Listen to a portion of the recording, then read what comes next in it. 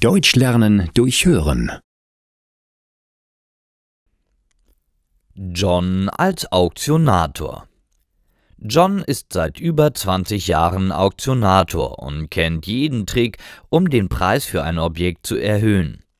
Sein Tag beginnt früh am Morgen, wenn er zur Auktionshalle fährt.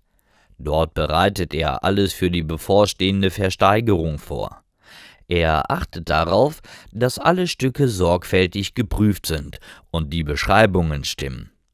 Dann beginnt die Auktion. John betritt das Podium und beginnt mit einer kurzen Rede, bevor er das erste Stück präsentiert.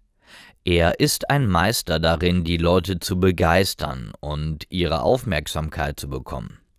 Mit jedem Stück steigt die Spannung und John führt die Bieter durch die gesamte Auktion. John ist ein guter Verhandler und weiß genau, wann er den Hammer fallen lassen muss, um den besten Preis zu bekommen. Manchmal streiten sich die Bieter um ein Stück. John fühlt sich dann wie ein Schiedsrichter in einem Boxkampf. Aber er bleibt ruhig und gelassen und macht sich immer Notizen, um einen Überblick über die Gebote zu haben. In der Mittagspause unterhält sich John mit anderen Auktionatoren und Kunden. Sie diskutieren über den Markt, neue Trends und besondere Stücke, die demnächst versteigert werden.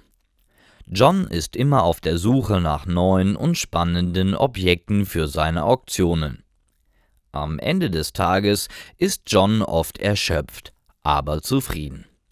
Er hat sein Bestes gegeben und die Kunden sind zufrieden.